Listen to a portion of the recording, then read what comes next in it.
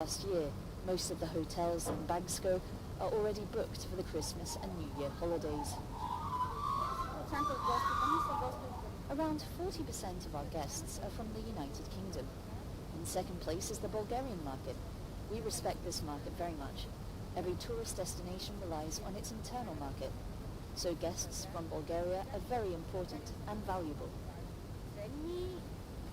Here, green certificates are only required inside, in hotels and restaurants, and masks must only be worn in lifts. 39 people are dead and dozens more injured after a fire swept through a river ferry in southern Bangladesh early on Friday. The rescue mission is ongoing, and authorities fear casualties are likely to rise. According to officials, the blaze broke out around 3 a.m. on the ship that was travelling through the Jalokate district on the Suganda River. The ferry departed from the country's capital, Dhaka, carrying 800 passengers. Ferries are one of the main modes of transportation in the wetlands of Bangladesh, made up of the Ganges Delta. Accidents are common, and they're often blamed on overcrowding. South Korea has pardoned the former President Park Geun-hye, who was serving a 22-year prison term for corruption. According to the presidential office, her failing health and public unity were some of the reasons taken into consideration when granting the clemency. We've included former President Park Geun-hye and former Prime Minister Han Mi-young-suk in the list of pardons. We've done so to overcome this unfortunate past, to create unity to overcome the COVID-19 pandemic and the pan-national crisis, and to provide a chance to take a new step forward towards the future. Park Geun-hye was South Korea's first female president and the first democratically elected leader there to be forcibly removed from office. In 2018, she was found guilty of multiple counts of abuse of power, bribery and coercion. The charges prompted months of massive street protests. The Perestroika, a program of reform designed to boost the economy within the communist regime, visibly revitalized the dwindling USSR in 1985. However, the struggling superpower was still gripped by an arms race and years of mismanagement. The unity of 15 Soviet republics, applauded by communist propaganda, was quickly disintegrating. Leading the charge, the Caucasus region rebelled against Moscow. The Baltic countries followed suit, while Lithuania declared its independence. But in January 1991, Moscow intervened and fired on demonstrators. Yet this attempt at taming the insurrection failed, and Lithuania became the first republic to officially break away, declaring its independence in the Act of March 11 in 1990. Nevertheless, the fatal blow to the USSR came on August 19th. Soviets woke to the news that the eighth and final leader of the Soviet Union, Mikhail Gorbachev, was unable to govern for health reasons. The Committee on the State of Emergency was immediately created to save the country from submerging into chaos and anarchy. Following the announcement, tanks entered Moscow, public meetings were banned, and pro-reform newspapers were shut down. While the committee's rule collapsed within 2 days, it proved to be the catalyst to a long string of events that would soon end the Soviet Union. Boris Yeltsin, the president of the Russian Federation, emerged victorious, while Gorbachev returned weaker than ever.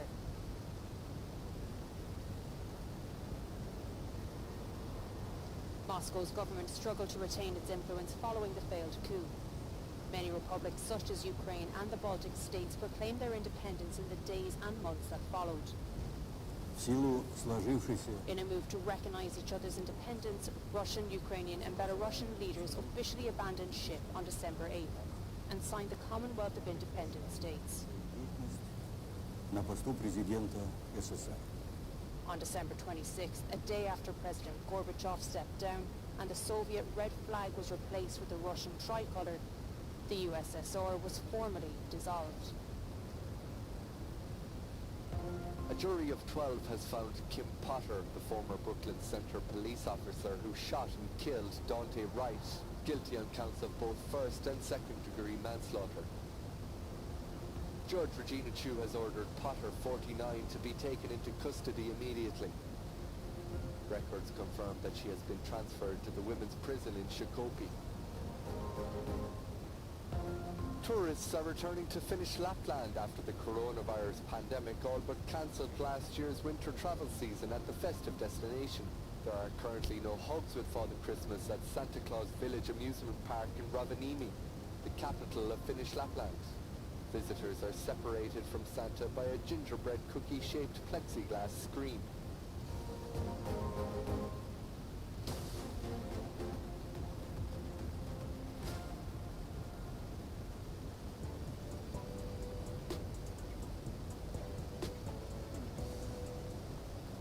In 2021, nearly all cultural events and venues were hit by the fallout from the pandemic. The answer was to turn to digital tech. Fashion and the art world in particular witnessed major technological and ethical transformations. Let's take a look at what was a very special year for culture. The year began badly for European theatres, museums and galleries. All were forced to shut with the exception of Madrid. Whether it was London, Paris, Rome, Berlin, Athens or Amsterdam, most cultural venues weren't open to the public until spring, and even then strict health and safety measures remained in place.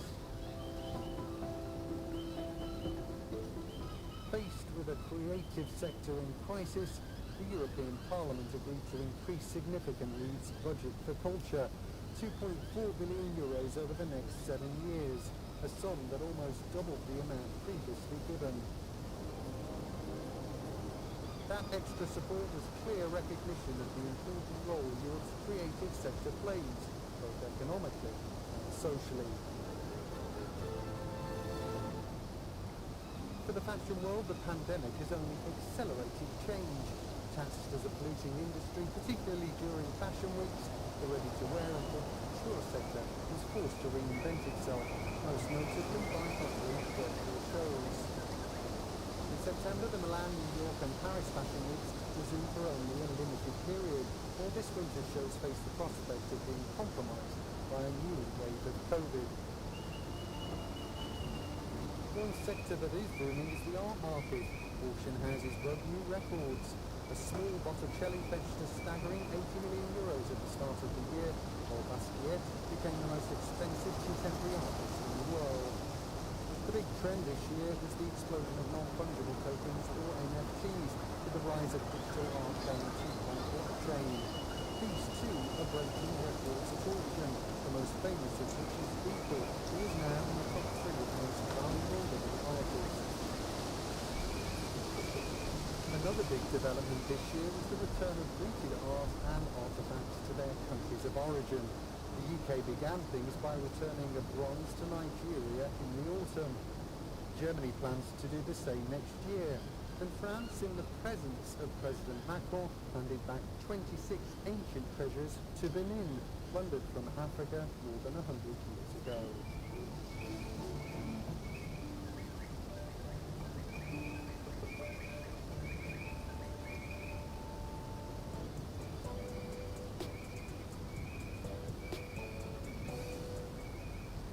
Get all the international news you want with the Euronews app.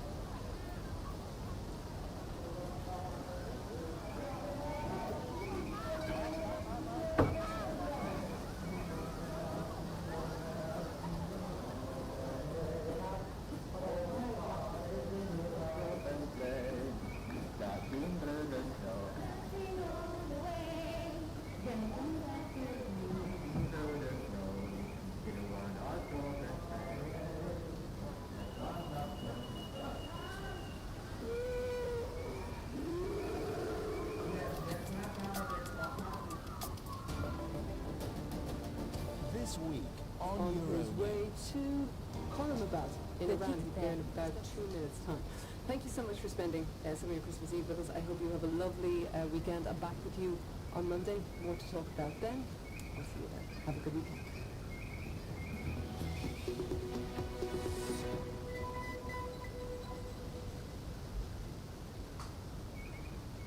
This is the BBC World Service with the story of how food packages sparked friendships across continents. 75 years ago, war had torn Europe apart. But amid the devastation, aid parcels from America began to arrive all over the continent, even in Germany. I was amazed that the Americans, who used to be our enemies, supported us so much. Parcels appear at bbcworldservice.com/documentaries. You're listening to the BBC World Service. Our technology reporter Zoe Kleiman told us more. I asked our Washington correspondent Chris Buckler what was in this article. BBC Mundo's Guillermo Moreno joined one of the teams. Let's speak to our China media analyst Kerry Allen from BBC Monitoring. This is the BBC World Service on ABC News Radio.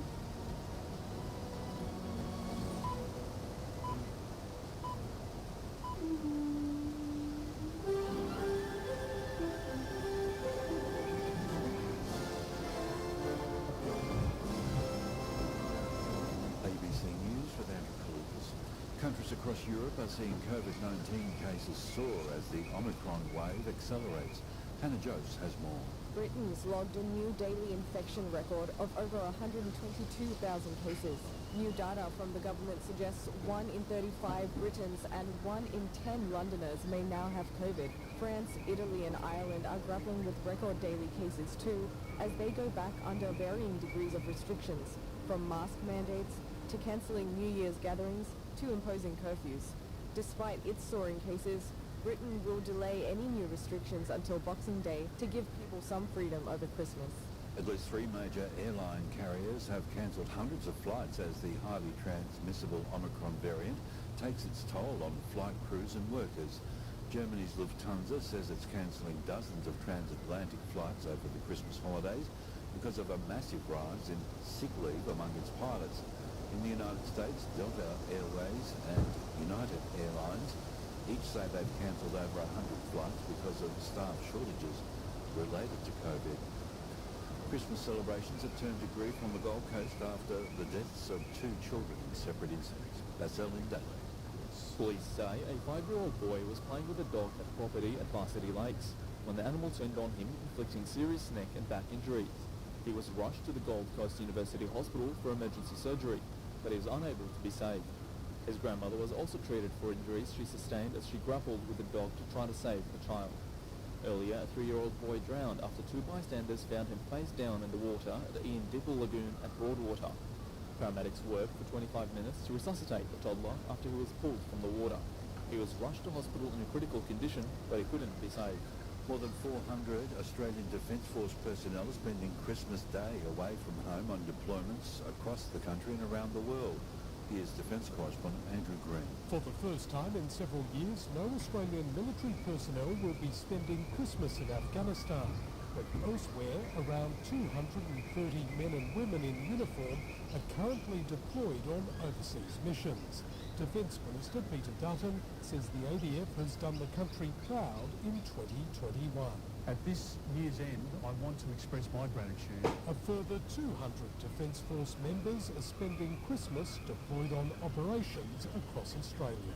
Christmas celebrations have begun in Bethlehem, where hoteliers hoping for an influx of tourists have been disappointed by the renewed introduction of anti-COVID measures. Here's the BBC's Tom Bateman in Jerusalem. Manger Square in Bethlehem is its usual festive scene. A giant Christmas tree sparkling close to the Church of the Nativity, built over the grotto where Christian tradition says Jesus was born. The Latin Patriarch of Jerusalem, Pier Battista Pizzaballa, will lead the annual procession along the route believed to have been taken by Mary and Joseph. Palestinian scout bands and bagpipers will also march. The events come against a backdrop of growing concern for the town's hotels and traders though, with recent Israeli border closures caused by the new COVID variant putting a stop to foreign tourism again across the region. A senior man is due to face court today charged with terrorism-related offences. Police say allege the 34-year-old Karenbar man had expressed extremist views on a number of platforms and shared pro-Islamic State material. They allege he made threats to commit acts of violence against law enforcement officers and other community leaders. He's due to face Parramatta local court this morning. At least 39 people have died after a crowded ferry caught fire mid-river in southern Bangladesh. Here's the BBC's Akbar Hussain. The fire broke out in the ferry at 3 o'clock in the morning when most of the passengers were sleeping. More than 500 people were on board. Officials say that the fire may have started in the engine room. Many people jumped into the river to escape the flames and some of them drowned. The number of casualties is likely to increase as many of the passengers have suffered severe burns. Ferry accidents are very common in Bangladesh as safety standards are often ignored. Hundreds of people have died in similar tragedies over the last 10 years, but no one has been held to account. At least 11 migrants have died after their boat capsized off Greece's southern coast as they crossed from Turkey. 90 others survived and were rescued by the Greek Coast Guard after their vessel hit rocks. The migrants were heading to Italy, avoiding the heavily patrolled Greek island. That's the latest from ABC News.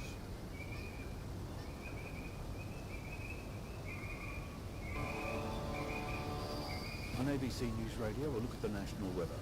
A broad trough will lead to showers, rain and storms over northern Western Australia, the Northern Territory, Queensland and eastern New South Wales.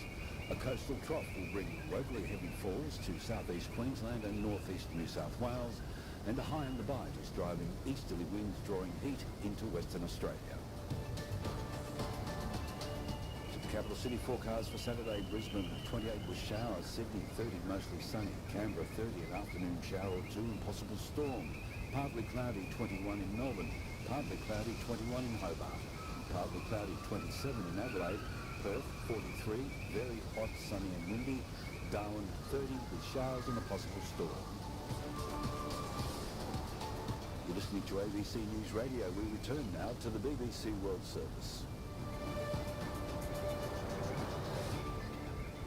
More than a dozen Western countries have issued a statement condemning the deployment of Russian mercenaries in Mali. It's one of the first acknowledgements by Western powers that the Russian government is providing support for the positioning of private military contractor the Wagner Group on Malian soil. France recently announced it would begin removing French forces stationed there as part of its anti-insurgent Barkhane operation.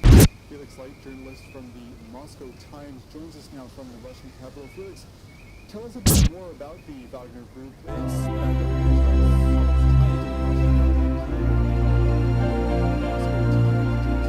the Russian capital, Felix, tell us a bit more about the Wagner Group, what it is rather, and how it's tied to the Russian government. Yeah, well, so the Wagner Group has come up with a number of stories sort of regarding Russia's influence abroad and projection of power in areas such as the Middle East, to Africa and Ukraine. And what we know about it is basically it's financed by a businessman, or reportedly I should say, financed by a man named Yevgeny Prigozhin, who's a sort of a Kremlin-tied oligarch, sometimes known as Putin's chef, because his companies also have catering contracts in the Kremlin halls.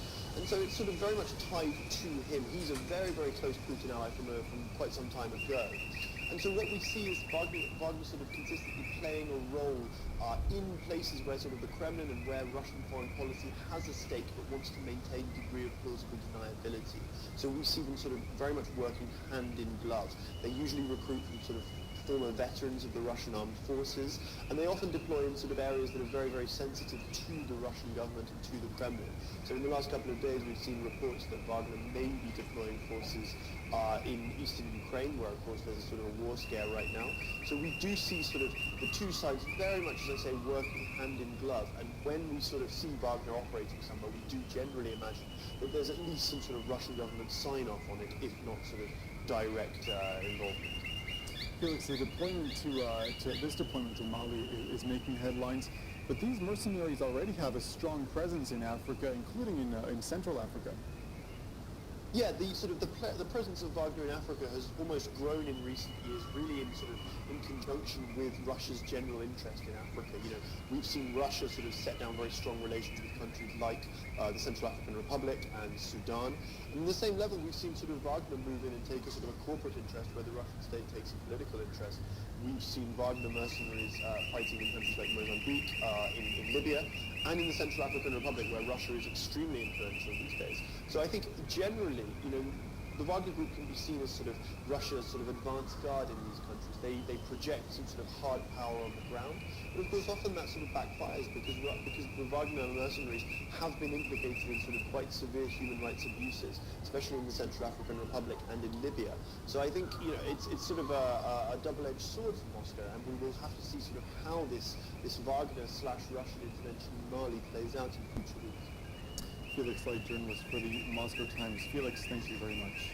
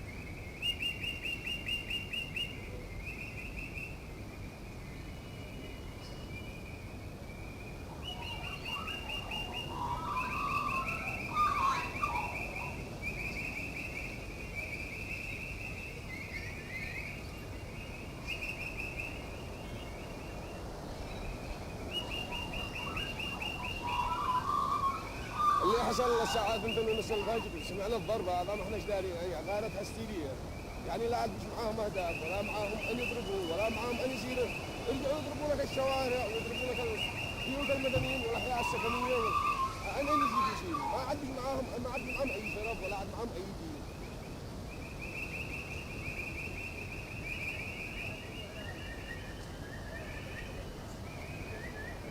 الساعة 2 بعد نص الليل تعرضنا إلى 4 صواريخ كسروا الحي هذا منطقة سكنية ما فيش حاجة خوفوا النساء والأطفال والمساكين ما فيش عندنا لا معسكرات ولا عندنا جاوية وهدار ولا ايش يدوروا هذا يخوفوا خلق الله ما يخاف من الله هذا ظلم هذا لا يجوز.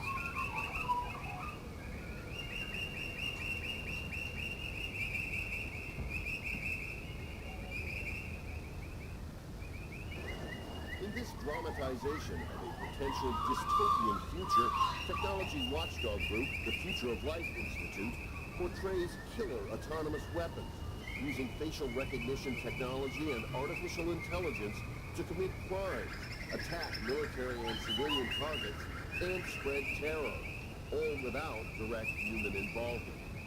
It's not science fiction, technology experts say. You can actually create a drone that you say, just go hunt this specific individual and kill them remotely. And I think it's an extremely dangerous situation to be in.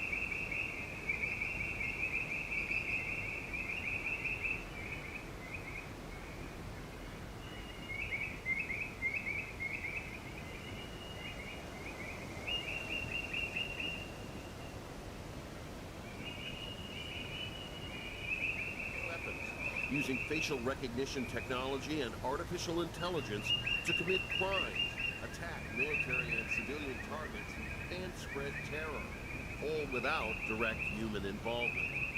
It's not science fiction, technology experts say. You can actually create a drone that you say, just go hunt this specific individual and kill them remotely. And I think it's an extremely dangerous situation to be in. Facial recognition technology, or FRT, doesn't require billions of dollars or dozens of supercomputers. We're talking about being able to do something with commodity hardware with freely available tools. That stuff has been around for a few years now, and there's no reason why that couldn't be used by folks even who don't have deep technical expertise. The prospect of non-state actors employing the technology is troubling, but countries are already using mass surveillance FRT. In the U.S., police used FRT to identify specific Black Lives Matter protesters, then scrutinized their social media accounts and checked for outstanding warrants. Other countries have massive networks of interconnected cameras. London is a city that comes to mind. It's one of the most, it has one of the widest networks for surveillance, and they have processes in place to manage some of that.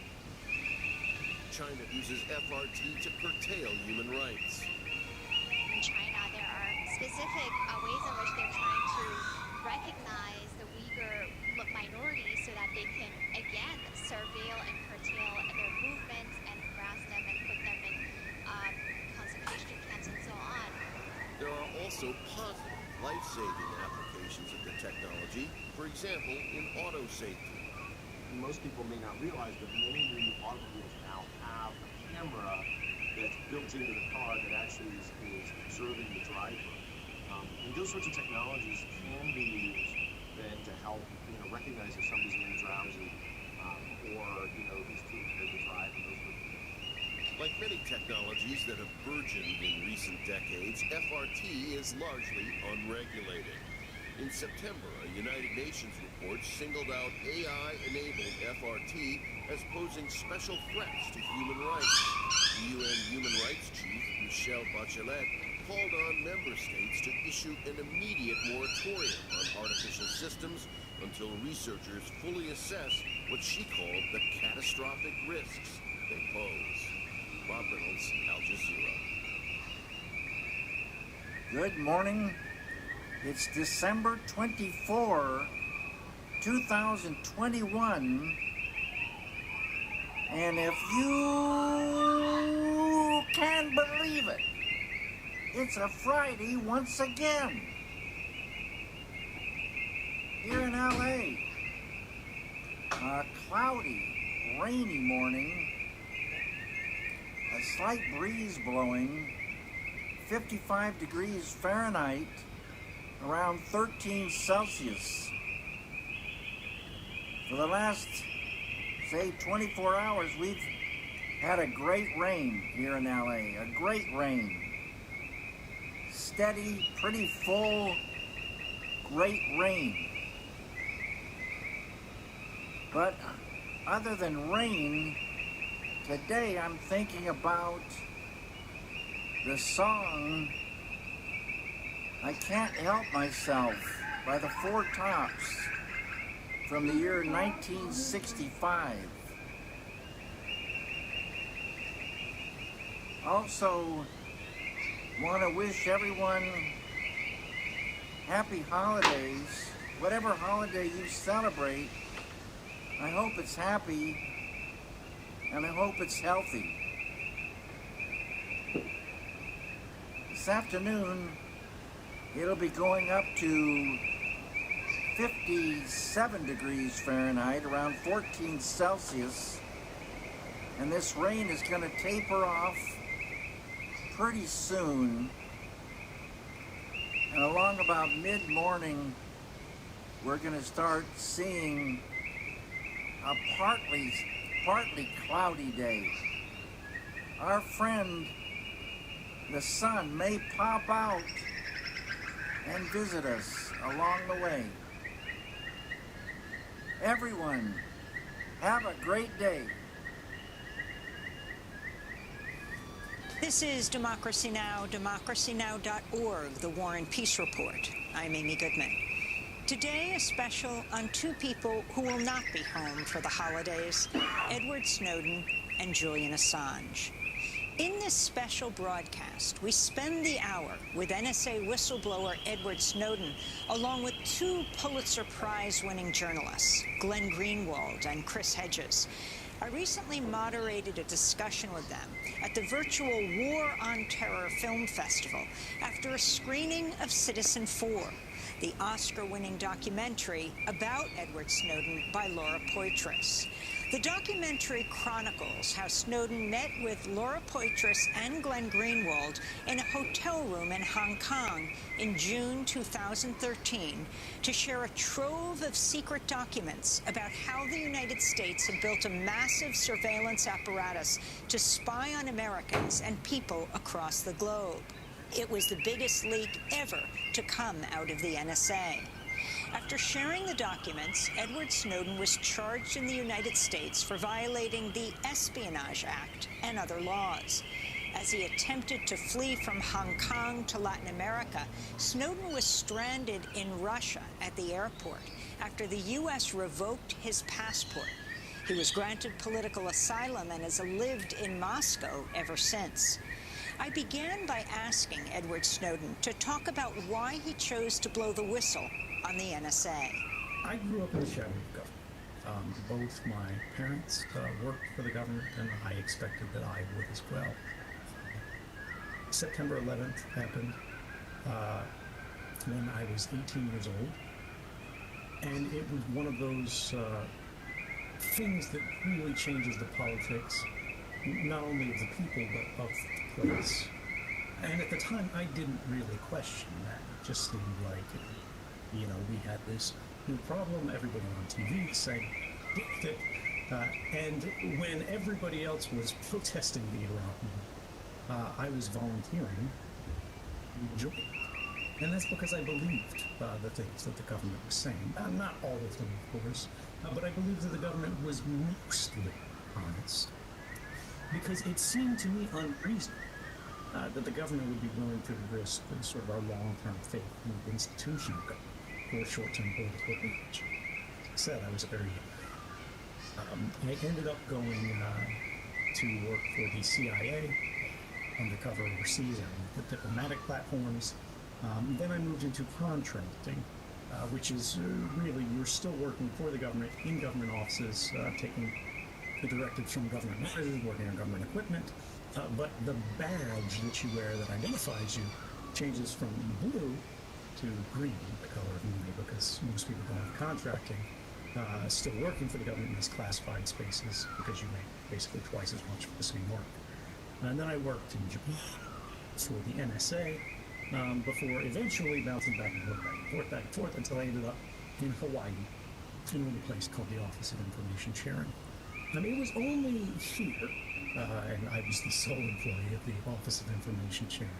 They didn't realize how good I would be at that job, and neither did I, that I could see the whole picture, which was at the same time that I was beginning to identify with the government was beginning to identify less with its citizens and the public.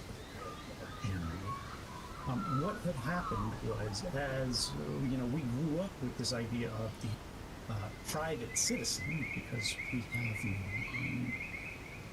power or influence relative to the great institutions of the day, and the public official, right, where we know everything about them and what they're doing, who they're meeting with, and what their policies are, and what their interests are.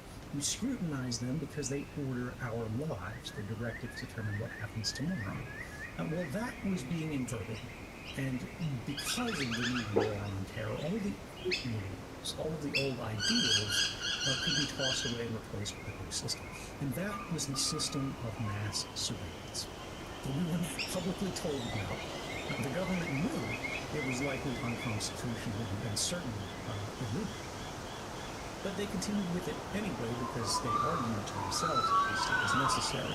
It was not necessary, and it takes some time to establish that as fact. That's the story of 40 years since.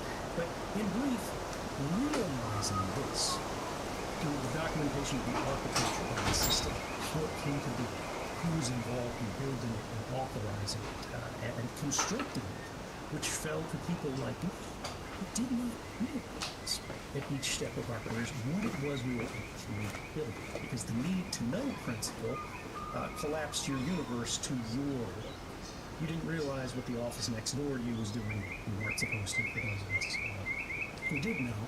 And it was only by breaking down those barriers, the fact that I moved from CIA to say that I moved from actual officer of government to contractor working for private companies, extending the work of government, and then finally working in this office where I could see sort of everything, not just at my agency, but in other agencies, that I saw the large picture.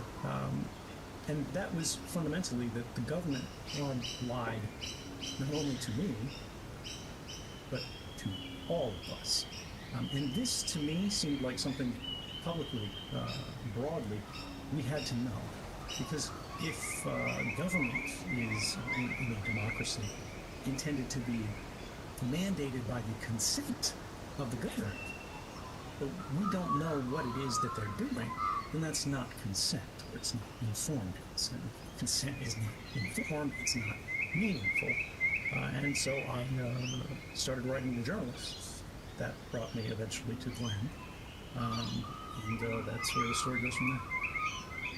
Can you talk about that reaching out to Laura Poitras and Glenn? And yes, I want you to tell the story again because there are many who haven't seen the film, and it is that act that then will introduce Glenn.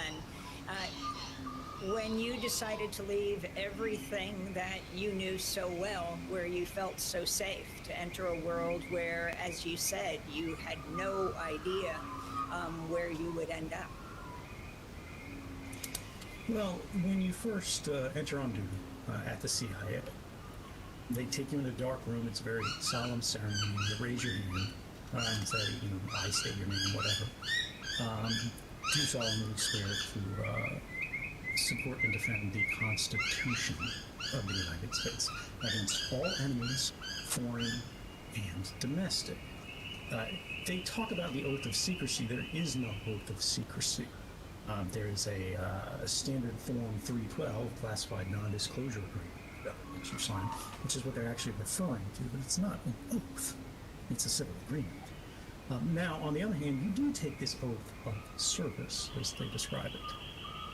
And this, for me, is what animated over. What happens when you have conflicting obligations? On the one hand, you're supposed to keep the secrets of government, because this is all classified information that we're discussing. The fact that the government is breaking the law is itself a secret. But when the government's law-breaking is a violation of the Constitution that you entered into duty to uphold, what then do you do? I talked to my colleagues, I talked to my bosses, they wanted nothing to do with this. Many of them agreed that it was wrong, but they said, it's not my job to fix it, it's not your job either. And they knew what would happen as a result. Everybody knew the government was going to be extremely unhappy, and everybody who has done this in the past has ended up charged in prison as a result of this. But for me, I felt that I had an obligation to do this, and so I gathered information that I believed was evidence of unlawful or unconstitutional activities. And I could have published it myself. I could have just put it up on the internet, established a website. Possibly could have made it so it would not likely tracked back to me. However, I thought if I just declared myself the president of secrets and that I made some mistake, right, there wasn't much process involved there. The problem that got us into this situation was that the government itself was acting as a kind of unitary power. The Office of the Executive, the President of the United States, was saying that, we decide what we will and won't do. The courts have no role in this. The legislature has no real role in this. Oversight hasn't been functional for years, which I'm sure the other panelists will describe. But I didn't want to replicate that. So I felt I could check my own worst impulses and suspicions by partnering with journalists, right, who could then take my bias out of the equation, look at what the document said, actually go to the government for clarification where things weren't here, and challenge government to do their own investigation, to go to companies for comment and everything like that, and find the best possible version of the truth, right? What is the most accurate representation of this? And of that superset of their investigation, what is the subset of that that's in the public interest to know? And working in absolute secrecy, again, with Laura Poitras, Glenn Greenwald, eventually Bart Gelman, and Ian McCaskill, I shared this archive of information with them on a few conditions that they publish. For example, only what they believe is in the public interest to know, not merely what I thought was useful to know. And that's what brought us to this hotel room in Hong Kong, where I could explain what these documents actually meant for the first time, because as Glenn can sort of testify to, these were very dense technical documents, and they're the sort of thing that journalists in the public world had never seen before, because they were so highly classified. So that does bring us to Glenn Greenwald.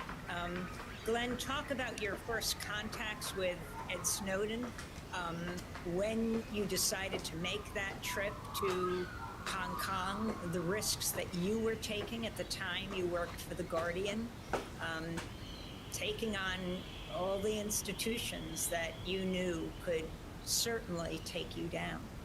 I recall, in the weeks leading up to our ultimate meeting, Ed was kind of fixated on the idea that we all fly to Hong Kong to meet with him.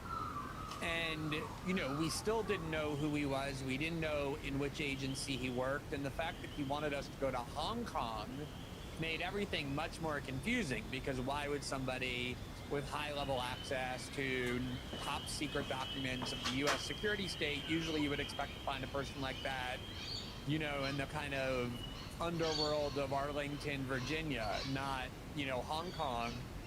And I remember telling Ed, look, I trust you. I feel like what you're saying intuitively is genuine, but before I get on a plane and fly all the way, literally across the world to the other side of the world, show me something that demonstrates that you're authentic, that you actually have material that makes all of this worthwhile. And he said, I'm going to give you the tiniest tip of the iceberg.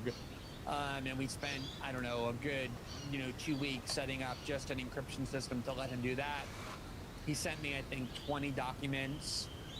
And even though those documents were, as he said, just the tiniest tip of the iceberg, they were shocking.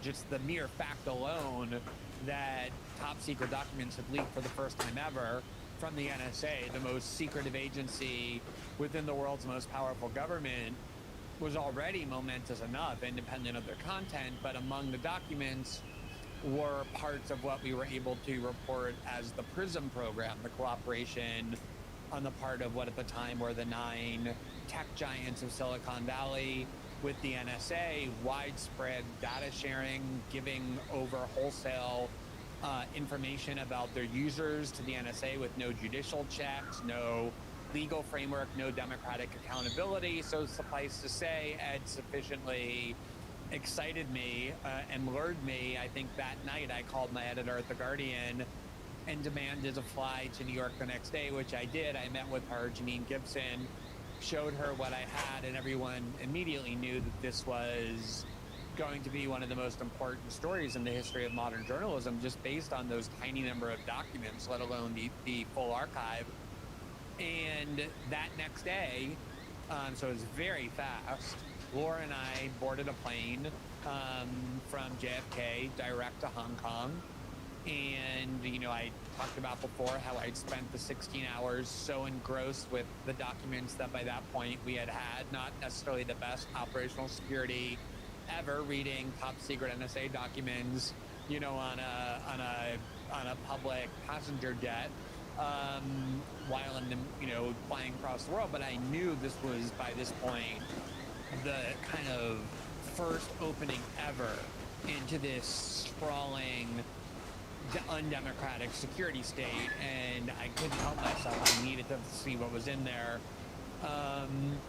And then we landed in Hong Kong 16 hours later, and then the very next morning through a plan I'd had devised that involved lots of kind of spycraft, which was really important. We didn't know at the time what U.S. government authorities knew about Ed and what he was doing and what we were doing, what Chinese authorities might have known, what local Hong Kong intelligence officials might have known. So all of that stealth was so important.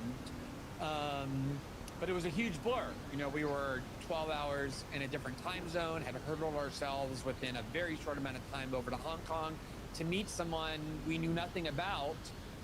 You know, and I'll never forget the moment that Ed walked in, and I think both Laura and I, we've talked about this before, were shocked by many things, including his young age.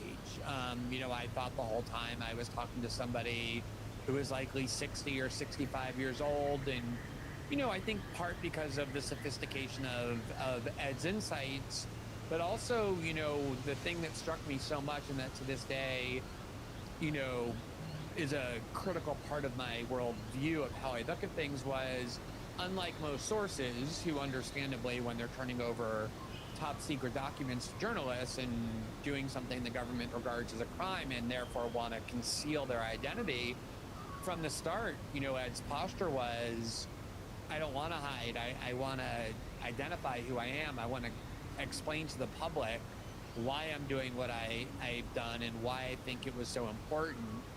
And so, you know, my belief was that he was probably 65 or 70. It's, I think, you know, a lot easier to say I'm willing to risk life in prison if life in prison means 10 or 15 or 20 years of life expectancy rather than, you know, 60 or 70. So we were shocked by that, and we went up to Ed's hotel room, and Laura being Laura, you know, immediately turned on the camera, and me being me immediately began interrogating Ed. I think we had like maybe 10 seconds of niceties before, you know, I forced him into this very intense interrogation. We were sitting maybe a few feet apart from one another in this small hotel room. And by the end of the day, I was convinced that Ed was authentic, that the documents he had given us were genuine, and that this was a story that the public had an immediate right to know, should have known years ago. And the courage and the kind of principled conviction that drove Ed to do what he did, I think, immediately infected both myself and Laura. Ewan McCaskill, the Guardian journalist, joined us the next day, and he, you know, I think was contaminated by that as well, and I think that eventually that made the Guardian very passionate and willing, and that act, as we all know, created these reverberations that really to this day last, that the government is always trying to spy on what it is that we're doing. They particularly target marginalized and vulnerable groups. At the time, the hot, you know, number one on their list was obviously Muslim communities around the world, including in the United States. And that journalism and whistleblowing is one of the few, if not the only, means we have to find out what they're doing and to guard against their abuses. Journalist Glenn Greenwald, he won the Pulitzer Prize for his reporting on Edward Snowden's leaked NSA documents. When we come back, we'll continue our discussion with Glenn and Ed Snowden and be joined by another Pulitzer Prize winner, the journalist Chris Hedges. We'll talk about surveillance, internet freedom, Julian Assange, and more. This is Democracy Now!, democracynow.org, the War and Peace Report. I'm Amy Goodman. As we continue our discussion with NSA whistleblower Edward Snowden and Pulitzer Prize-winning journalists Glenn Greenwald and Chris Hedges, I asked Ed Snowden to talk about what he felt was most significant about the documents he leaked in 2013, exposing the NSA's massive surveillance apparatus. The most important thing about the stories of 2013 that I think people overlooked was it was not a story about surveillance. It was a story about democracy. The surveillance system, the global mass surveillance system, was the product of a failure in governance, where we, the public, had sort of lost our seat at the table of democratic governance. Because secrecy, the state secrets regime, and the classification of animals had grown to such a size that it was allowed to push public oversight further and further to the fringes, the decision-making apparatus, until it was basically no longer present at all. What that meant was, for the first time in history, there was the technical capability and the political reality that it was possible to construct a system that had not existed before. Now, what did that system do? In history, traditionally, government surveillance has occurred in a targeted manner.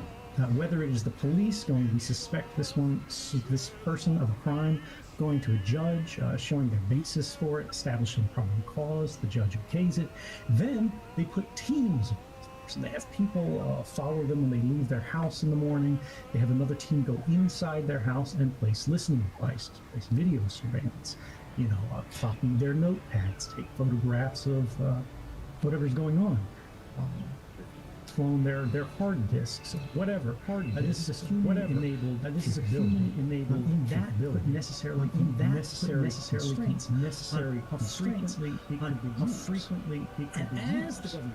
And as the government following this person through their life, sitting trying to see if they trying to see license plates and all these things, every word that the person says, but they get the idea. They see how long they were there with that person. They see where that person where that person these activity were now available for the first time in a form called things that are analogous to what you get from following you around, picture of wife and notes. We're now being produced by the smartphones, by the laptops, by our laptops, next to our desk. It was also coming from your TV. It was also coming from your car. It was also coming from your car. Inside that, from automated license plate readers, these things for the first time were producing information. That now the government went, didn't have to go to a judge. Every individual person was up to and say, we thought this person was up to nothing. Under the aegis of the threat of terrorism, we could say we want to collect all information that could potentially, theoretically, be an investigation, to a terrorism investigation, before and we'll simply say, well, if you're not suspecting, but we will still gather it as though you were. This is what changed, and this is what continues. What has actually happened that expands this to an even greater state is that now this is a business. Corporations are competing against each other to see who can provide an even more attractive product, an even more attractive product. Not just to governments, because they do sell this information to us as service, but also to advertisers and anyone else who wants to change. That's what's changed. Which brings us to the Pulitzer Prize-winning journalist Chris Hedges. Chris, you've spent decades exposing how governments wield lethal power from Central America to the Middle East. Ed Snowden said that behind his disclosures was the balance of state power versus people's power to meaningfully oppose that power. Can you talk about the significance of what Ed just said in terms of exposing the wars that the U.S. was engaged in to this day? I would focus everything that Ed exposed for the press. When I began reporting the war in El Salvador in '83,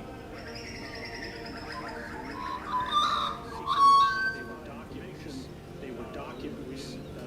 We didn't transfer anything electronically, and this was the traditional way. But in order to get those documents, you had contacts with people who were willing to pass them to you. And so what happened, and this was under the Obama administration's aggressive use of the espionage against anyone who would reach out, Kiriakou's were mentioned, and others, shut down traditional investigative journalism, which I did periodically as a foreign correspondent and did after 9/11 when I was based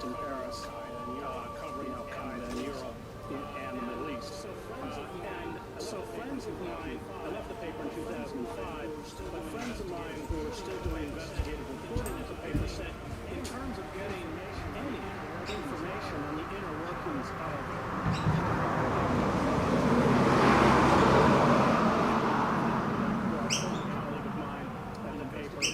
of an investigative journalist said, even when she speaks to someone at the DOJ or anyone else, they're nervous about even reciting official policy over the phone, something that sounds like a press release, because they don't want to get tagged for speaking to a journalist. In fact, they're already tagged. And so I think it's important to understand that what Ed did and what Glenn did is the only way left. Jeremy Hammond was another figure. When I sued Obama over Section 1021 of the National Defense Authorization Act, overturning the 1878 Quasi Comitatus Act, which prohibited the military from being used as a domestic police force, we used the emails. I think there were some 3 million emails Hammond had hacked into with Strat for a private security firm like the one Ed worked for, and the Homeland Security, where the chat was trying to tie domestic opposition groups to foreign terrorist groups. So, I mean, they were asking, was anything posted on this particular site, this jihadist site, so they can use terrorism laws against them. And so the last readout as a journalist comes from figures like Ed. But of course, the cost is catastrophic. In his case, if he was not in Moscow and they had grabbed him, he would be facing the kind of charges that Julian Assange is facing. Who didn't leak, by the way, didn't hack in anything. He just published the material. So I think for me, what's been so distressing about the modern kind of period is that that wholesale surveillance, that ability to follow anyone, has really shut down our traditional access to people with a conscience inside systems of power, which is the only way that we can do any real reporting on the national security state. And it's left, and you can see what they've done to Ed, what they've done to Glenn. I mean, after he published that, he wasn't sure whether he should come back to the United States.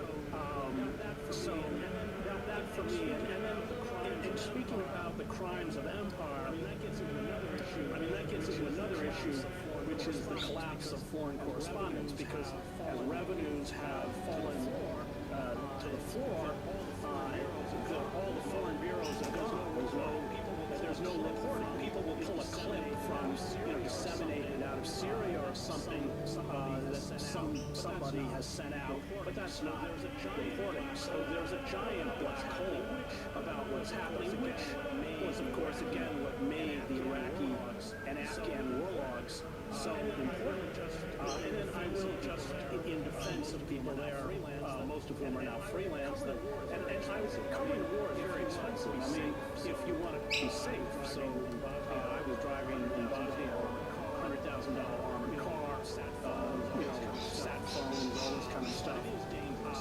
But it is dangerous. It is the danger level of exposure increased. Not so much from Sarajevo, where he serves intentionally trying to shoot journalists. Indeed, shot 45 foreign correspondents. But you can't go into the Caliphate. I mean, you can't go into Syria with many of these groups because of what has created. But that has created, for me, something who's overseas, is just terrifying. It's drawn a veil on what the empire is doing. And to tear Thucydides, the tyranny that Athens attacked on others when he's attacking the death of Athenian democracy and the rise of the Athenian Empire, it opposes on itself. So just my last point would be that many of the techniques of surveillance and control that had exposed were often first tested. I mean, Gaza is a laboratory for the Israeli military and intelligence service, and they talk about it as being tested against the Palestinians. So we often see on the outer reaches of empire the techniques that gravitate back to the United States, as of course they have. First off, you're absolutely right about the laboratory aspect. Like I said before, this stuff comes from the war front, and we see the same kind of technique weeks have been present in the Democrats here in Lincoln since 2013, being used to in some self-states in Afghanistan have been applied by black box news, black box news protesters, just within the sphere of 10 years. And this stuff moves up from something that seems exceptions to create more news far away against the other. It is right to hear this dynamic that it's something that goes up with, I think about this a lot, which is it's become more difficult to access officials and tell them anything, just the truth. The relationship between sources, the journalists, in context of powers. Those doors have really been closed, and this has increased the necessity so the power of doctrine. Things like Chelsea Manning provided, things like I provided in the 70s, but also in the 70s, but also we see in the case of Facebook person Francis Hogan. It feels as though we're in talking about this post-truth, where the actual facts of the case are disputed as frequently as the interpretation when people try to demonstrate. And it seems to be documentation around. I would just ask, with the unheaded access to factual information from the you have much greater history than us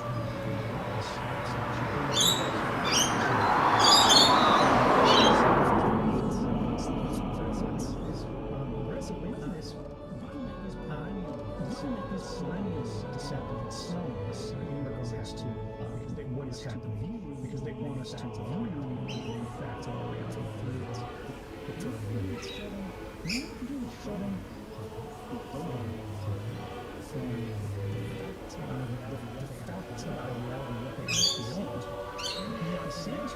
any documentary is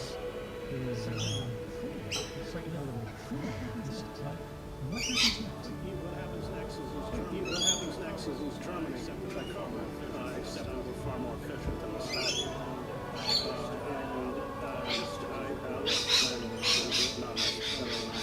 I don't think Facebook implicitly was a whistleblower. I think she's a steward of the security of the real estate, and they're using her to justify the kind of censorship they want against people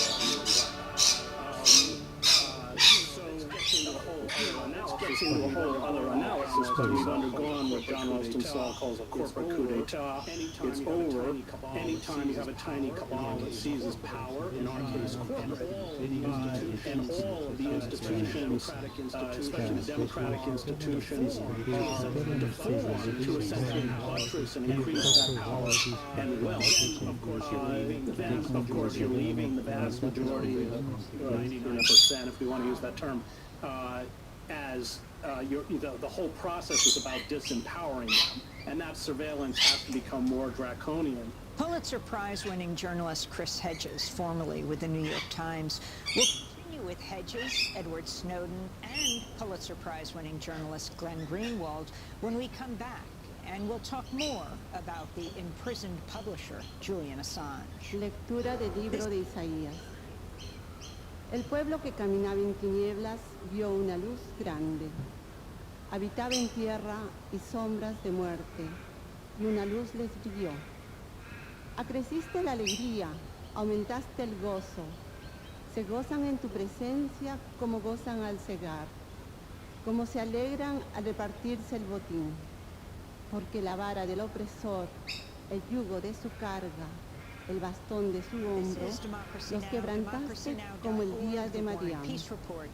Porque la bota que pisa con estrépito y la túnica empapada de sangre serán combustible, pasto de fuego. Porque un niño nos ha nacido, un hijo se nos ha dado. Lleva a hombros el principado y es un hombre. Maravilla de consejero, Dios fuerte, Padre de eternidad, Príncipe de la paz, para dilatar el con una paz sin límites sobre el trono de David y sobre su reino, para sostenerlo y consolidarlo con la justicia y el derecho desde ahora y por siempre. El celo del Señor del universo lo realizará. I think what a lot of people miss, and we see this in public responses to sort of leaking whistleblowing revenue, this undocumented things, both sides of the argument. Once they pick any country, pick their political dynamic, but power does not respond to its bad behavior, exposed. That's very clear. That's very explicit. And that's what happens. That's what there is no access to work protection. Someone who makes the government uncomfortable, produces a large this is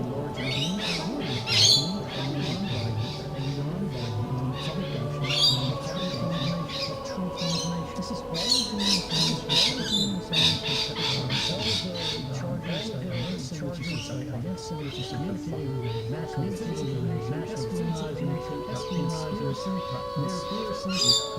entirely constructed, backing under the which is supposed to show but is absolutely ridiculous. It's never actually happened. It's the product of one second conversation, supposedly It's absolutely ridiculous. It's absolutely ridiculous.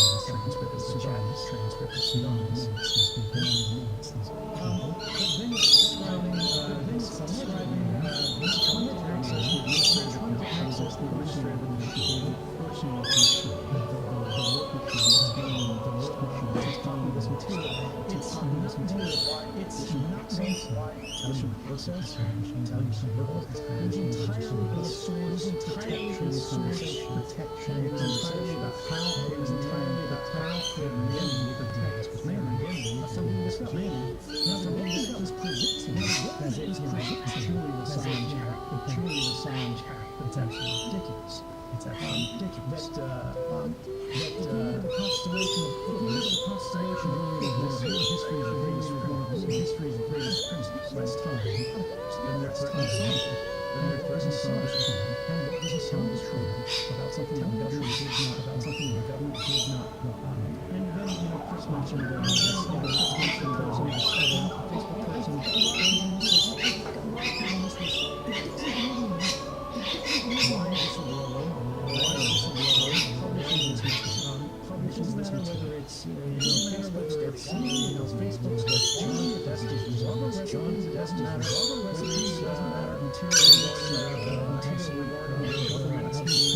Facebook's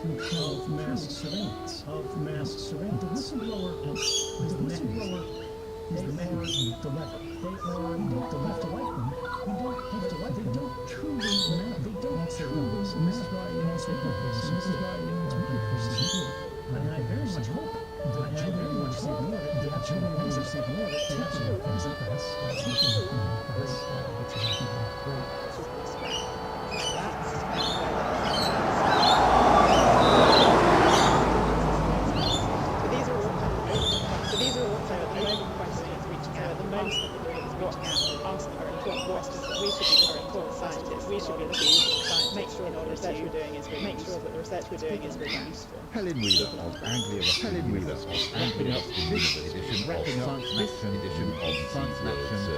and just about serving up, and 2021 up next week, 2021 back for a year of COVID variants, with how we ended up. Please listening. Thanks for listening. This is the BBC World Service. Join Dr. Humera Iqbal as she tells us about the remarkable world of the project. HODAD stands for Children of Deaf Coded Children, helping their folks with their eyesight back. We'll also hear some adult coders about how they interpret the child in later on in life. Or we might just tell you how we found it in the family. At BBC World Service, documentaries. You're listening to the BBC. Our technology reporter Zoe Hyman. Washington correspondent Chris Blockler. What was in Chris Blockler? BBC News Guillermo Vereno is on This is the BBC World Service on ABC News Radio.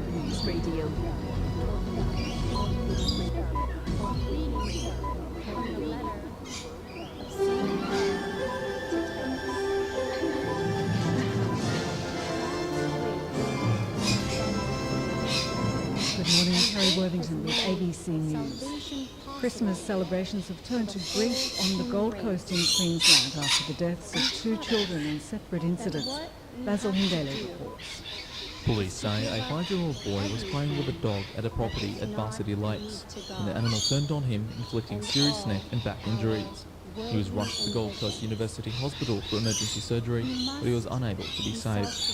His grandmother was also treated for injuries she sustained as she grappled with the dog to try to save the child.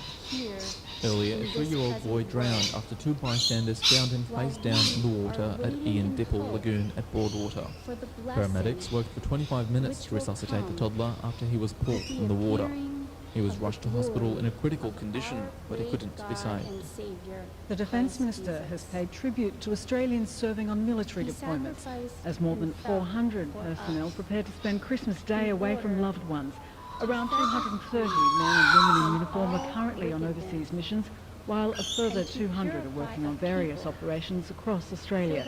In his Christmas message, Peter Dutton says members of the ADF have done their country proud in 2021. At this year's end, I want to express my gratitude as a very proud Defence Minister and the appreciation of the Australian Government. Christian leaders are urging people to take care of one another this Christmas. Uniting Church Reverend Bill Cruz says this year is about the collective effort to protect others. I know it's high anxiety for people, but we have to, as a community, as a people, work together. The Catholic Archbishop of Sydney, Reverend Anthony Fisher, says Christmas will serve as a much-needed reprieve for many. After 2 years of isolation, we needed more than ever. Christmas gatherings have been cancelled for thousands of families who are isolating because of coronavirus. Kathleen Phillips, the Christian denominations, shared messages of love. Kathleen Phillips, that everyone will make their destination of the Christmas break after dozens of domestic flights were cancelled. At least 80 flights were cancelled after a large number of airline staff had to further test to isolate. Testing requirements affected many workplaces after a surge in case numbers, including more than 5,000 mask mandates back in Spain and Greece as European countries try to control the Omicron coronavirus. Restrictions in countries corresponding new record daily infections have been logged in Britain, France and Italy, and the books to be a massive quick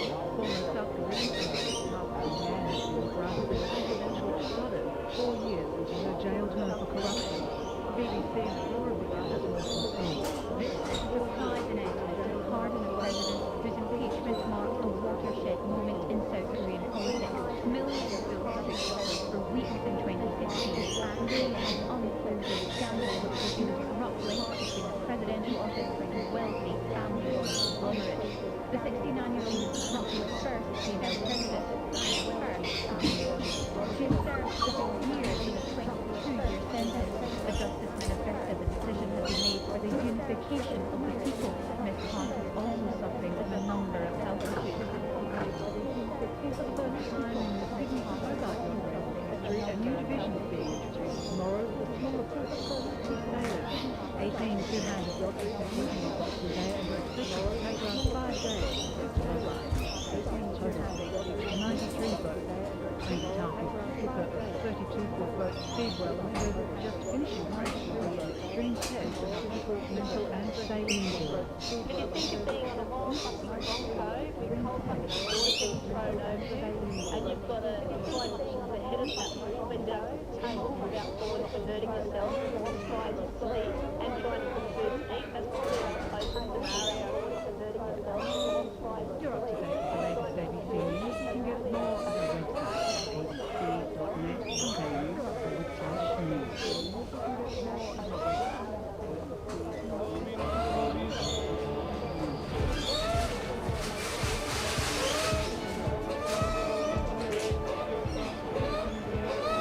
On ABC News Radio, look at the national weather.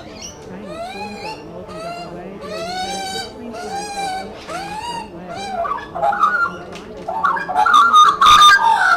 And east into western WA. To be forecast for Saturday, Brisbane 28 showers, Sydney 30 mostly sunny, Canberra 30, New shower 2 and storm, Melbourne cloudy 21, and Hobart cloudy. Adelaide themselves cloudy in the first very Darwin shower, Adelaide storm, very ABC News Radio, returning now to BBC World Service.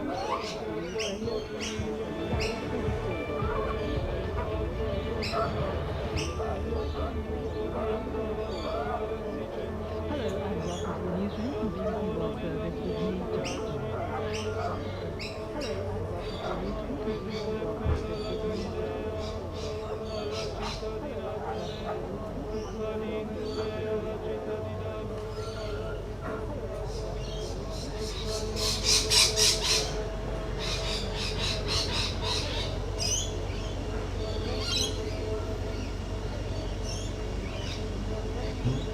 Answer a public conversation.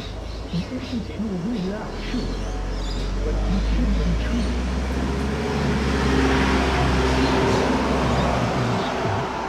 Simply because you have it in your hand and provides to someone else. That's a wonderful thing. It's a public interest gesture, right? But I think a lot of the opposition people have to this is there's an innovation where the whistleblower label is applied to someone, and then everything they say from then is supposed to receive additional weight.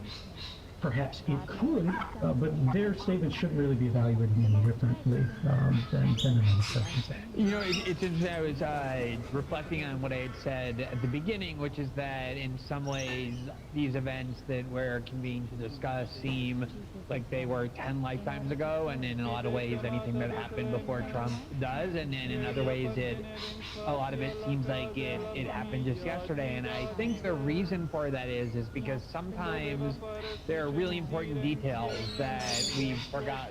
So Chris mentioned and alluded to, for example, the Stasi, and I remembered just now, I probably haven't thought about this in several years, even though it's incredibly important and revealing, that when there was a report around the time we were doing the Snowden reporting that the NSA had been spying under President Obama, on the personal cell phone of Angela Merkel, she called Obama indignant by all accounts, very meaningfully, given that she had grown up in Germany under the actual Stasi. It wasn't Stasi, it wasn't to her, but a very vivid memory into those Stasi, and that essentially what you're doing is what they did.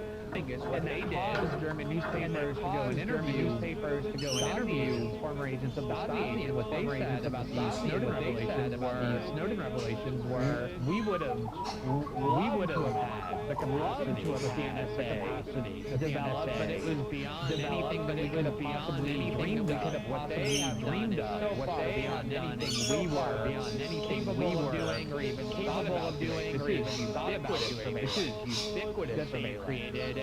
that they thought that was really poignant, thought that was really poignant, details like that have gone lost, details like that have gone lost.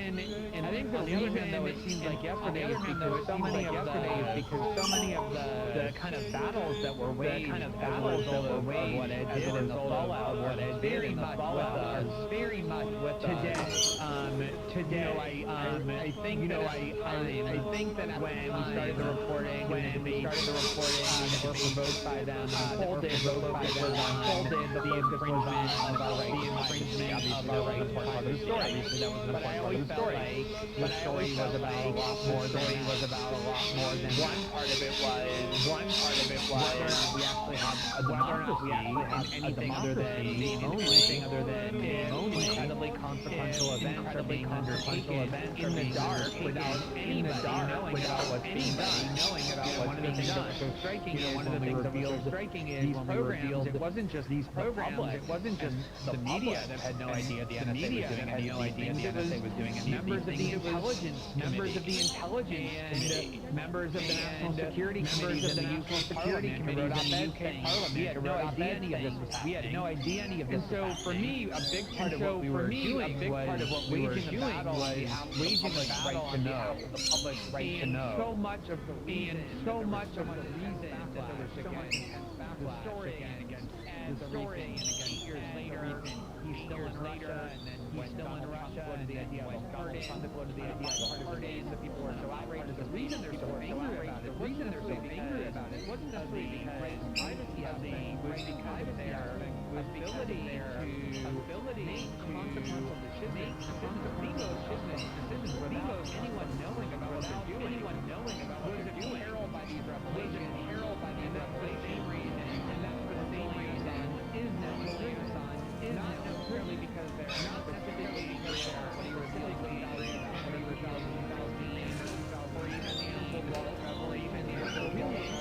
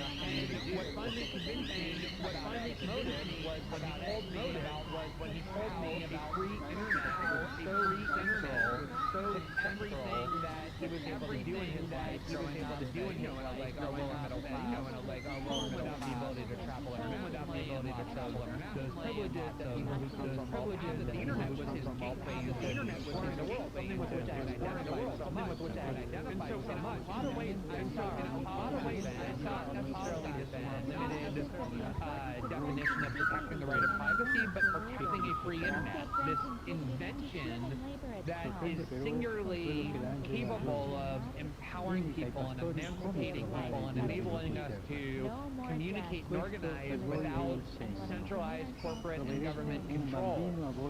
And I see so many of the current controversies about how much censorship there should be online that comes from Facebook and Google, the anger that Facebook and Google aren't censoring enough, which I think is the big takeaway from these disclosures from Frances Haugen, debates about how much the government should be controlling the internet.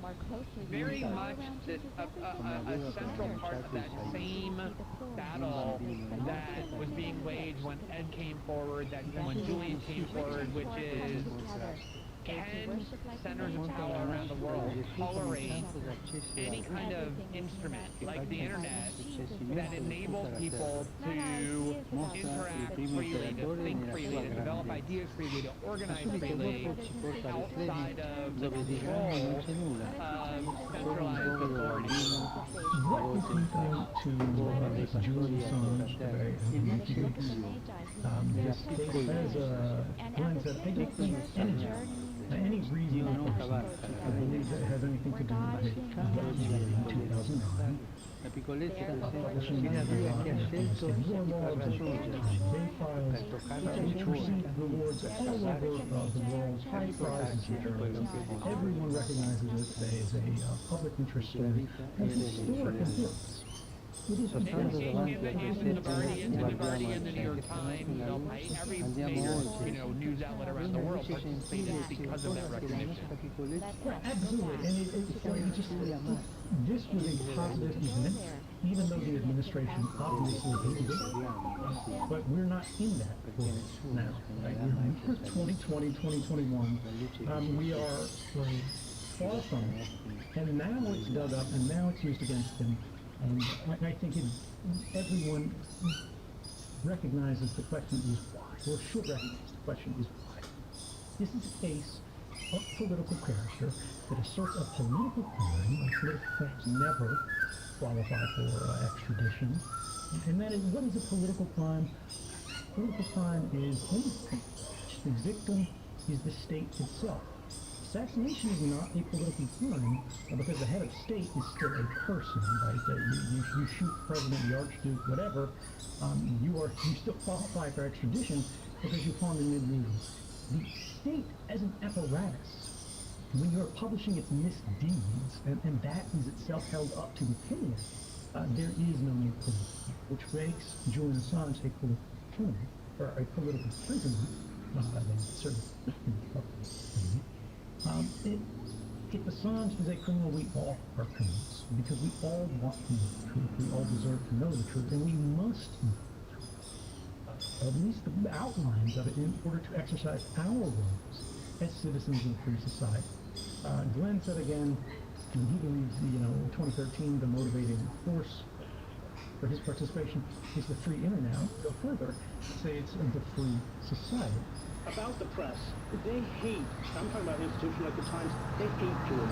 And they hated him when he was shamed them into doing their job. I don't know if I told you, Amy, but every time I sat with Bill Keller, who couldn't stand me, of course, and wanted me out of the New York Times, he would bring you up. He goes, well, I guess you could work for Democracy Now! I mean, he had this thing about you. Well, because you shamed him. That's what the alternative press does. It shames them. But there's a real hatred because they want to present themselves as the journalistic and kind of moral center. And so that's why the press, after these revelations, turn with a vengeance. I think that the Julian case is so important, not only because he is so Belmar, but because it does provide this prism into all of these issues. It was ironically Bill Keller who was the first person to smear Julian's personality by writing a column after where he said, I've worked with Julian, he smells, his socks are so dirty, they don't even come up to his ankles. This, media, the role of the media in all of these things that we're talking about, the corporate media, I think is so crucial because obviously if the media were out there like they were doing under Trump, saying that Joe Biden is imperiling press freedom and raising their voice, it would be a lot more difficult to do what they're doing to Julian, but they're not. And I think it gets back to what Chris said. Julian was doing the kind of whistleblowing and reporting like Ed was doing that the government doesn't have. And what they do, what they think is reporting, is when the CIA comes to you or the FBI comes to you and says, here's the information we want to be published, and then they go and publish it. And I think they are a huge impediment to so many of the goals that we've been talking about trying to reach, but also a crucial instrument that's being used by these centers of authority to maintain these repressive structures in place. In the little time we have left, Ed, Julian Assange is in the Belmarsh prison. faces 170 years in prison in the United States. Yahoo News revealed that the CIA was plotting to kidnap or assassinate him. If we could end by you coming specifically on that, and also then in your own case, what is your hope of returning home? What communications are you having with the Biden administration? Is there any hope? Well, I definitely haven't communicated with the Biden administration. I didn't communicate with the Trump administration. We're not really calling each other every day. That's quite a ways back. I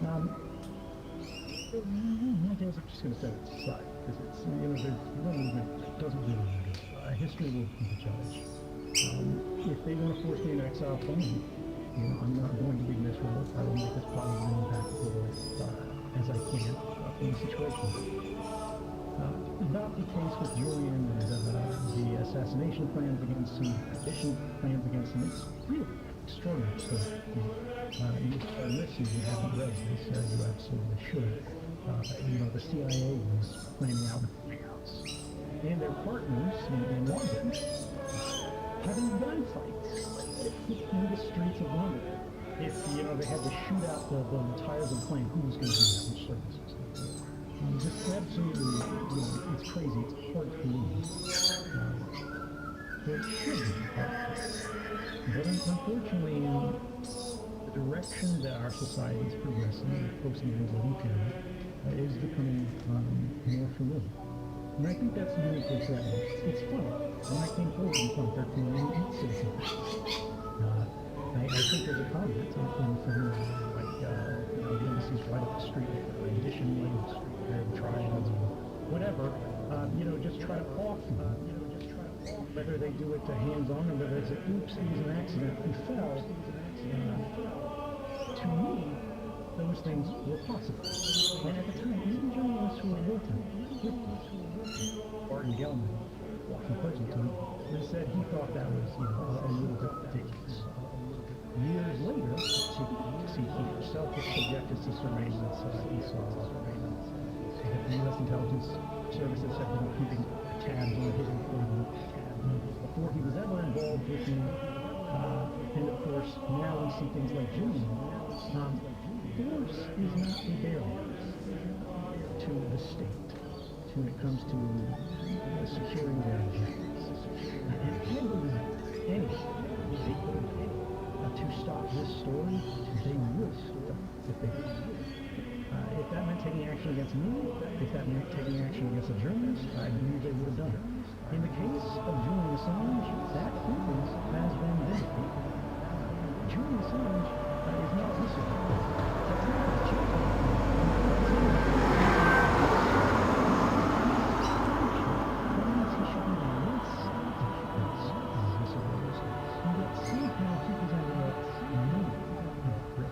The question is, how is that possible? Has Assange changed? And we look at what the charges against him were.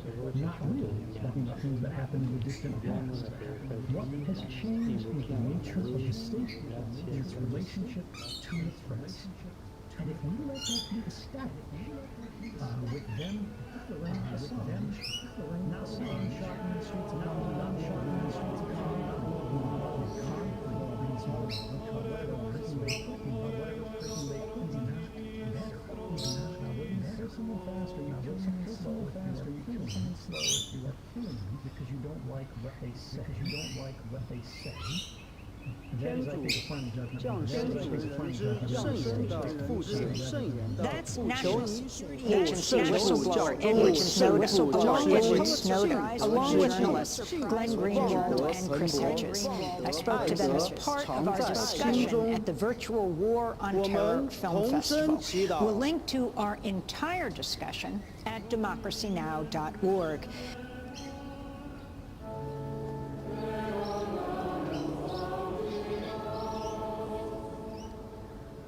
Oremus pro publicis moderatoribus et institutis internationalibus.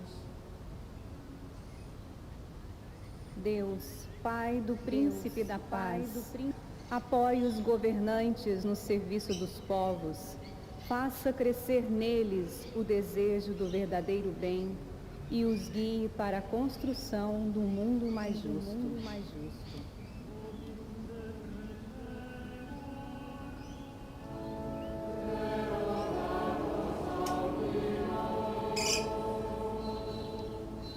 Oremos pro parvulis. أيها الإله أبا طفلي بيت لحم حرر جميع الأطفال من جميع أشكال العنف وأشعل فيهم فرح الحياة In Hong Kong, pay tribute to two campus statues commemorating the Tiananmen Square massacre, which were removed overnight. The goddess of democracy at Hong Kong University was torn down, and a stone relief was removed from Lingnan University. The artist who created both sculptures, Chen Wai-ming, said he was not informed they were going to be confiscated. His words have been voiced over by one of our producers. Dieu, Père du grand et éternel prêtre, appelle de nombreux jeunes au sacerdoce, nourris en eux la passion de l'Évangile et dispose-les à donner leur vie pour leurs frères.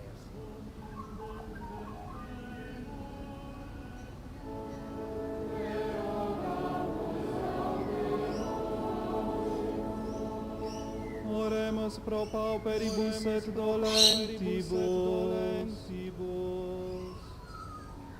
अंधकार में सूर्य की तरह उदित हे पिता ईश्वर अपनी उपस्थिति से गरीबों और दुखियों का ज्योतिमय कर उनके लिए जीवन का द्वार पुनः खोल दे और उन्हें अपनी दिव्य आशीष से भर दे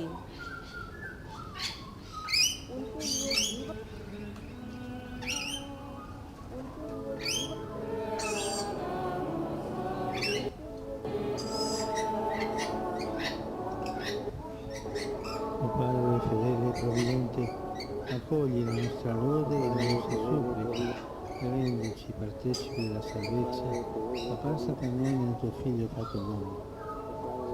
Egli vive e regna nei secoli dei secoli.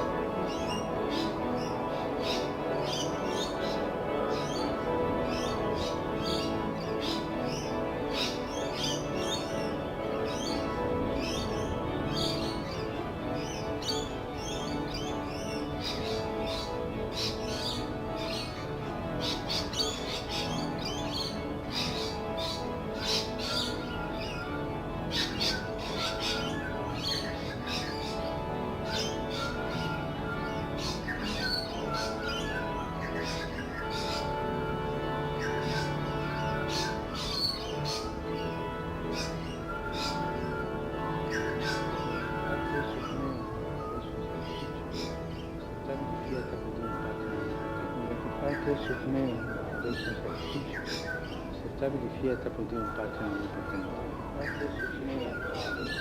And international flights were cancelled because of illness among crews and ground staff. Saudi Arabia has granted international flights were cancelled because of illness among crews and ground staff. Islamic cooperation. Saudi Arabia has granted visas to 3 Iranian officials to welcome the Organization of Islamic Cooperation in a rare sign of a thaw in relations between the regional rivals. The two countries broke off diplomatic ties in 2016 after the Domino Hovicum, Sursum Corda, Domino Hovicum, gratias segamus Domino Dio nostro, Sursum Corda,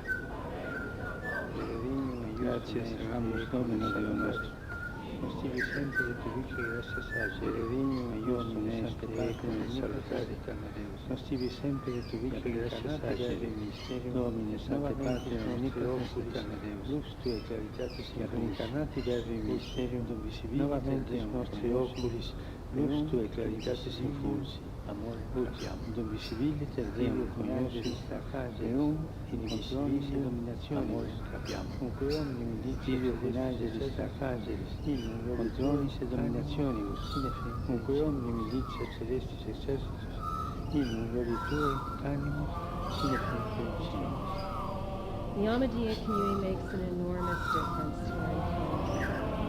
Whether it's sitting down, the Ahmadiyya community makes an enormous difference. Raising funds for local hospitals. Whether it's sitting down, raising relief for floods and hospitals. Raising funds, the Ahmadiyya community for raising relief for floods and hospitals. The Ahmadiyya community on the 50th anniversary of Love for All. On the 50th anniversary on the 50th anniversary of the Ahmadiyya community. On the 50th anniversary of the Ahmadiyya community. People once again.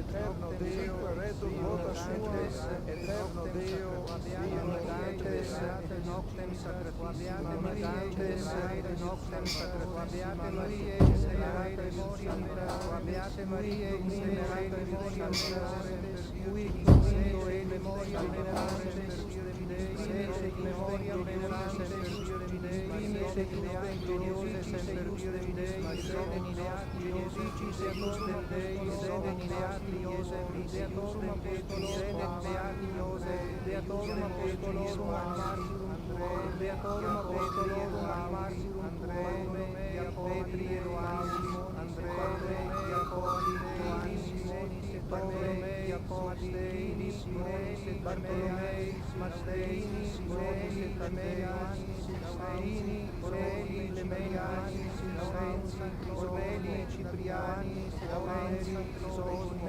Ioannis, Pauli, Cosme, Lamiano, Omne, Santos, conceda, quorum omnibus protectionis cedae, uniamus, in omnibus protectionis tue, uniamus, Inquisitor, integraciones servicios Inquisitor, integraciones servicios nostres, integraciones servicios, adiegenos a casos hechos, adiegenos a casos hechos, habitato de todas, gracias, de todas, gracias,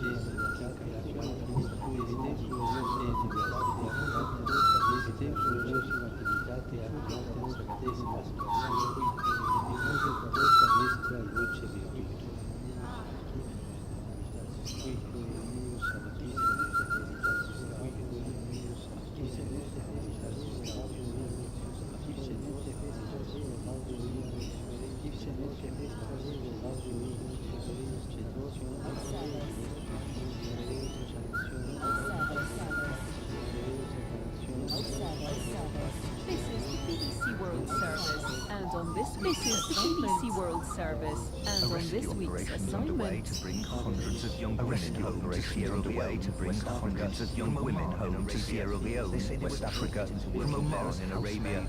They say they were traced into working there as housemaids. Journeys to the What faces them back home? Assignment. Journeys to the heart of the story. Assignment at bbcworldservice.com/assignment. This is the BBC World Service, and on our website. This is the BBC World Service, and on our website you can explore more of our programs, documentaries to science. Listen and download at any time by going to bbcworldservice.com.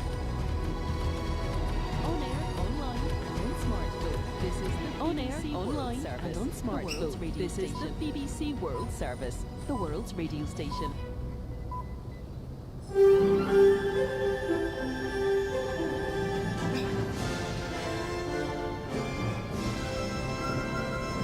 Good morning, Kerry Worthington with ABC News. Western Australia is tightening its borders as it tries to prevent surging COVID cases in the rest of the country entering the state. Basil Hindeli reports. WA is designating Queensland and South Australia as high-risk jurisdictions, which carries some changes to quarantine rules for approved travellers. Anyone who's from or has travelled through those states in the past 14 days must self-quarantine for 2 weeks at a suitable premises that's not more than 200 kilometres from the WA border. From Sunday, it will also introduce a hard border with Tasmania and the Northern Territory, which means travellers cannot enter without approval. Western Australian workers who are already mandated to get the vaccine will now be required to have a third dose within 1 month of becoming eligible. Western Australia recorded 5 new cases after an unvaccinated French backpacker tested positive this week. South Australia's borders will remain open despite a surge in COVID infections in that state. But SA Health advises people against unnecessary travel. Up to 70% of the 688 latest COVID cases are people infected with the Omicron variant. South Australia's Chief Public Health Officer Nicola Spurrier says reducing the movement of people will reduce the spread of the virus. My recommendation would be to try and stop unnecessary travel. We've not announced and we have no intention of shutting the borders, but the virus will spread as people move around and come in contact with other people. Messages of love and protecting others have dominated Christian leaders' messages this Christmas. Kathleen Ferguson reports. After 2 years of living in a pandemic, Christian leaders are urging people to cherish those closest to them. Uniting Church Reverend Bill Cruz says the best thing we can do for each other is to protect others by celebrating responsibly. We can't be safe until the whole world is safe. The Anglican Archbishop of Sydney, Kanishka Rafael, says he hopes people are able to come together after a challenging period. I hope there'll be food to share on your Christmas table and people you love around it. We've missed that so much during lockdown. Many families will be spending Christmas in isolation because of coronavirus. Christmas Eve celebrations have begun in the West Bank city of Bethlehem. Business owners who were hoping for an influx of tourists have been left disappointed by renewed anti-COVID measures as the Omicron variant spreads. Only a small number of people attended the procession in the Holy City, which is revered as the birthplace of Jesus. More than 400 Australian Defence Force personnel are spending Christmas Day away from home on deployments across the country and the world. Here's Defence correspondent Andrew Green. For the first time in several years, no Australian military personnel will be spending Christmas in Afghanistan. But elsewhere, around 230 men and women in uniform are currently deployed on overseas missions. Defence Minister Peter Dutton says the ADF has done the country proud in 2021. At this year's end, I want to express my gratitude. A further 200 Defence Force members are spending Christmas deployed on operations across Australia. Investigations are continuing after a man died in a light plane crash on a beach north of Mackay in North Queensland. The plane came down on Friday morning at Ball Bay, killing the passenger, an 83-year-old man. The pilot, a 65-year-old man from nearby Halliday Bay, suffered injuries and is recovering in Mackay Base Hospital. 2 people have died in a submerged car in California as a wave of storms rolls across America's west coast. An atmospheric river from the Pacific Ocean is fueling the wild weather that could dump rain and snow on the region through Christmas. In neighbouring Oregon, the governors enacted a state of emergency until January the 3rd, as temperatures are expected to stay below freezing.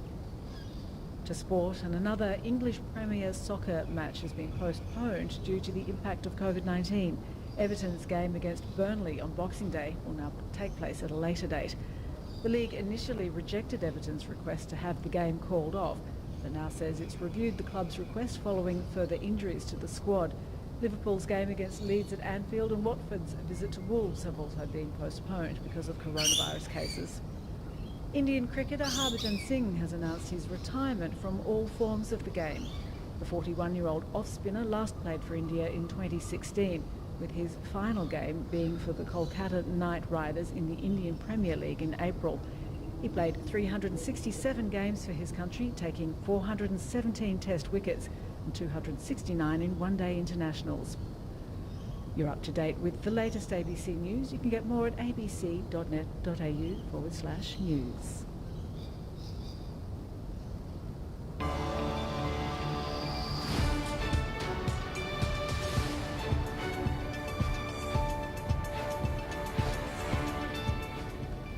On ABC News Radio, a look at the national weather.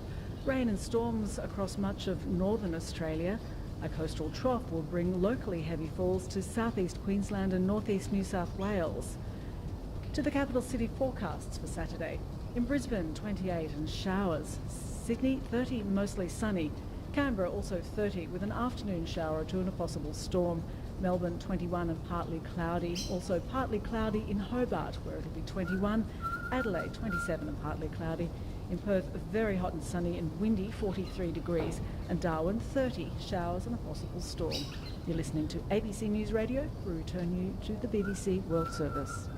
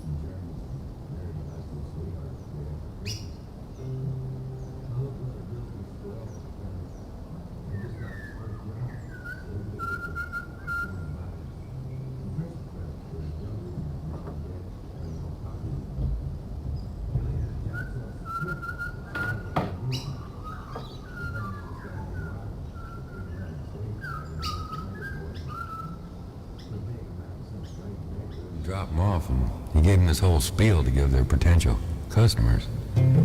Supposedly, their little brother had won a free trip to our nation's capital, Washington, D.C. But he couldn't go on the trip if his older brother couldn't accompany him. So if you'd please buy a subscription to the Chicago Tribune, then my little brother will be very happy. Wow, what a shyster. Some people do anything to get to the White House. Then there was the year that my mom and dad gave me my first guitar. Oh man, it was gorgeous. I still got the thing. It was like aqua blue. Kind of dark aqua blue with a cream-colored heart. It was a silver tone from Montgomery Ward's. The model was called Kentucky Blue. And man, when I saw that sitting under the tree, I just couldn't wait. First year or so, I didn't know how to play it. I'd just stand in front of the mirror with a string around my neck with that guitar, and I'd try to look like Elvis. Then my brother Dave taught me a couple of chords, and now I'm here in your living room singing and talking to you. It's funny how things work out.